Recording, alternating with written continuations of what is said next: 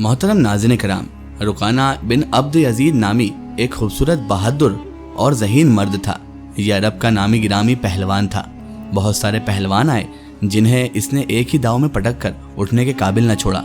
وہ وحشی انسان تھا اور وہ صرف لڑنا مارنا جانتا تھا۔ ایک دفعہ مسلمانوں کو تنگ کرنے والے 3-4 آدمیوں نے ایک دن رکانہ پہلوان کو خوب کھلایا پلایا اور اس سے کہا کہ محمد جو نبی ہونے کا دعویٰ کرتا ہے وہ کسی کے ہاتھ نہیں آتا، نہ اپنی تبلیغ سے باز آتا ہے اور نہ ہی کسی سے ڈرتا ہے، اور لوگ اس کی باتوں کے جادو میں دن بدن آتے چلے جا رہے ہیں۔ کیا تم اسے سیدھا نہیں کر سکتے؟ رکانہ نے کہا کہ کیا تم میرے ہاتھوں سے اس کی ہڈیاں توڑوانا چاہتے ہو؟ نعوذ باللہ۔ رکانہ نے بہت ہی بڑے تکبر بھرے لہجے میں اس سے کہا، لاؤ اسے میرے مقابلے پہ، لیکن کہیں وہ میرا نام سن کر مکے سے بھاگ تو نہیں جائے گا؟ استغفر اللہ۔ پھر اس نے کہا، نہیں، میں اس کے ساتھ لڑنا بھی توہین سمجھتا ہوں۔ اس نے اکسانے والے جو لوگ تھے ان کے آدمیوں کی بات نہ مانی اور وہ کسی پہلوان کو اپنے برابر سمجھتا ہی نہیں تھا۔ مسلمانوں کے دشمن خاموش ہو گئے، لیکن سوچتے رہے کہ محمد کو رکانہ کے ہاتھوں گرا کر اس کا تماشا بنایا جائے۔ مکے کے یہودی خاص طور پر رسول کریم کے دشمن تھے، لیکن وہ کھل کر میدانے میں نہیں آتے تھے۔ وہ خوش تھے کہ اہل قریش آپس میں ایک دوسرے کے دشمن ہو گئے ہیں۔ انہیں پتہ چل گیا کہ قریش کے کچھ آدمیوں نے رکانہ پہلوان کو اکسایا ہے کہ وہ رسول کریم صلی اللہ علیہ وآلہ وسلم کو کشتی کے لیے للکارے، لیکن رکانہ نہیں مان رہا ہے۔ ایک روز رکانہ رات کے وقت ایک گلی سے گزر رہا تھا کہ اس کے قریب سے ایک بڑی حسین و جمیل خوبصورت لڑکی گزری۔ چاندنی رات میں وہ لڑکی اور بھی زیادہ خوبصورت لگ رہی تھی۔ چاندنی رات میں لڑکی نے رکانہ کو پہچان لیا اور اسے دیکھ کر مسکرا دی۔ رکانہ اب جو وحشی تھا، یعنی بہت زیادہ نفس پرست تھا، اس نے جیسے ہی اس لڑکی کو مسکراتے ہوئے دیکھا تو وہ رک گیا اور لڑکی کا راستہ روک لیا اور لڑکی سے کہنے لگا، کیا تم جانتی ہو اگر ایک عورت مرد کی طرف دیکھ کر مسکراتی ہے تو اس کا مطلب کیا ہوتا ہے؟ اس کا مطلب ہوتا ہے کہ عورت اس مرد کو چاہتی ہے۔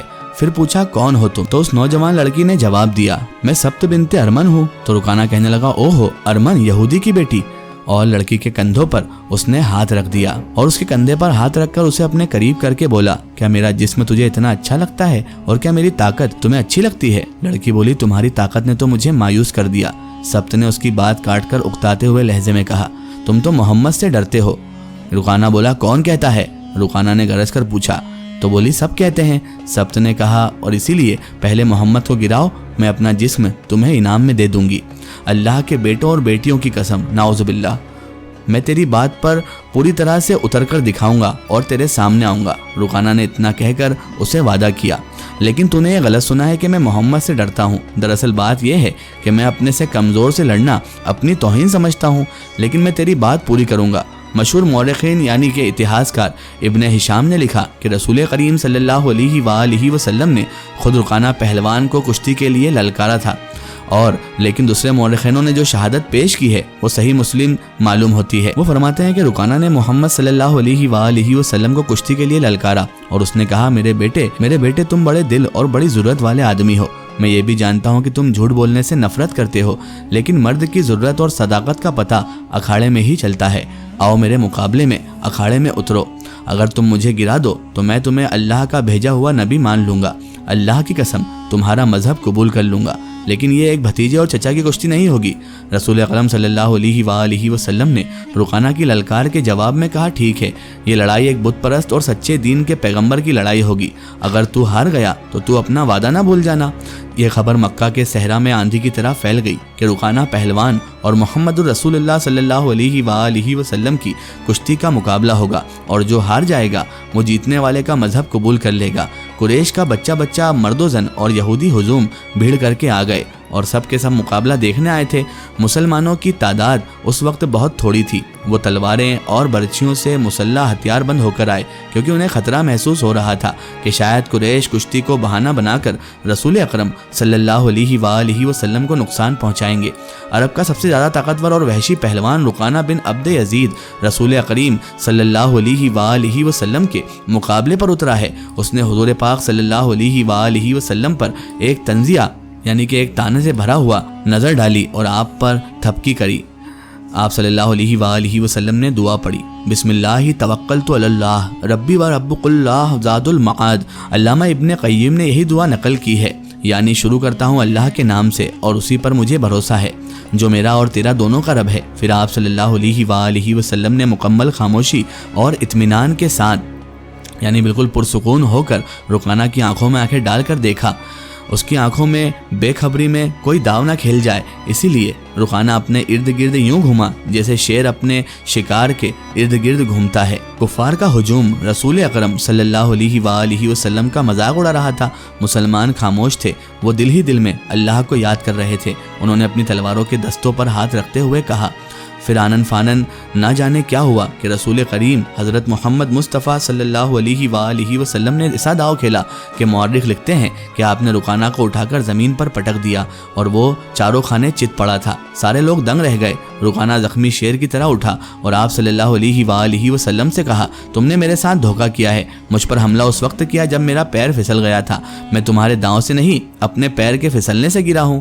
آپ صلی اللہ علیہ وآلہ وسلم نے فرمایا، رکانہ ایک کام کرو، ایک موقع اور لے لو۔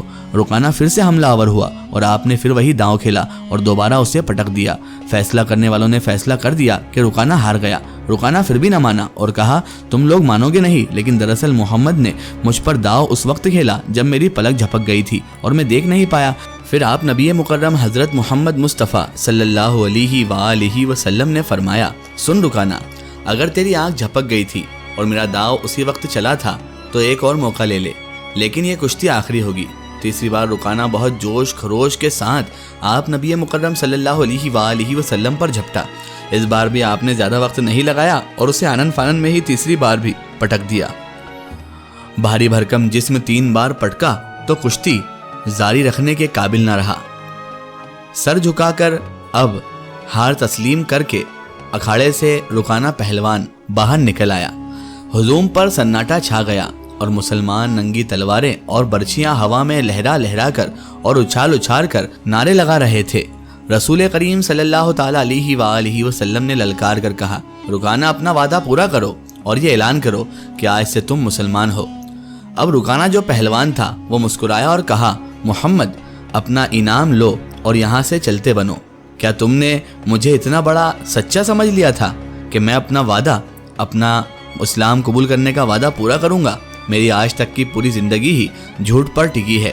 مجھے قسم ہے لات و عزا کی، پہلی بار جب تو نے مجھے پٹکا تھا تو اس وقت بھی میں نے جھوٹ ہی بولا تھا کہ میرا پیر پھسل گیا ہے، اور دوسری بار جس طرح میں نے جھوٹ بولا کہ میری آنکھ جھپک گئی ہے، میرا پیر پھسل گیا ہے، اور اسی طرح دوسری بار بھی تیسری بار بھی میں جھوٹ ہی بول رہا تھا کہ میری آنکھ جھپک گئی تھی۔ میرا کوئی پیر نہیں پھسلا تھا اور نہ ہی میری آنکھ بند ہوئی تھی۔ وعدہ پورا کرنے کا تو سوال ہی نہیں پیدا ہوتا۔ جب کشتی کا انعام رسول اکرم صلی اللہ تعالی علیہ وآلہ وسلم کو دیا جانے لگا تو آپ نبی مکرم صلی اللہ تعالی علیہ وآلہ وسلم نے فرمایا، میرا کام لڑنا اور کشتی کرنا نہیں ہے، یہ تو رکانہ کا کام ہے، لہذا انعام کا اصل حقدار بھی رکانہ پہلوان ہی ہے۔ پھر آپ نبی مکرم صلی اللہ علیہ وآلہ وسلم نے انعام رکانہ کے پاس لے جا کر انعام اس کے ہاتھ میں تھما دیا۔ رکانہ نے آج پہلی بار آپ نبی کریم صلی اللہ علیہ وآلہ وسلم کا نورانی اور مبارک چہرہ اتنے نزدیک سے دیکھا تھا۔ اس کے دل نے گواہی دی کہ چہرہ کسی جھوٹے شخص کا تو ہو ہی نہیں سکتا، تو اس پر عجیب سی ایک کیفیت طاری ہو گئی۔ انعام کو زمین پر اس نے پٹک دیا اور ڈبڈبائی آواز میں کہا، مجھے یہ انعام نہیں، وہ انعام چاہیے جو کشتی ہارنے پر مجھے ملنا تھا، یعنی مجھے مسلمان ہونا ہے۔ اور پھر مجمع کے سامنے کہا، میں گواہی دیتا ہوں کہ اللہ کے سوا کوئی معبود نہیں ہے اور محمد صلی اللہ علیہ وآلہ وسلم اللہ کے رسول ہیں۔ مولانا ابوالکلام آزاد لکھتے ہیں کہ رکانہ نے فتح مکہ کے دن اسلام قبول کیا۔ اللہ ہی بہتر جانتا ہے کہ رکانہ نے کب اسلام قبول کیا اور کب نہیں۔ واللہ عالم بالصواب۔ اللہ تعالیٰ سے یہی دعا ہے کہ اللہ تعالیٰ ہمیں حضور نبی کریم صلی اللہ علیہ وآلہ وسلم کے مبارک سیرت پر عمل کرنے کی توفیق عطا فرمائے اور ہمیں ہر برے کام، ہر برے اعمال سے بچائے رکھے اور صراط المستقیم کے راستے پر چلنے کی توفیق عطا فرمائے۔ آمین ثم آمین۔ ناظرین، آپ کو یہ ویڈیو کیسی لگی کامنٹ میں ضرور بتائیں اور ہمارے چینل کو سبسکرائب کرنا نہ بھولیں۔ اس ویڈیو کو زیادہ سے زیادہ شیئر کریں اور اسے تمام تر انسانوں تک ضرور پہنچائیں۔ پھر حاضر ہوتے ہیں آپ کے لیے نئی اور بہترین ویڈیو کے ساتھ، تب تک کے لیے خدا حافظ، السلام علیکم۔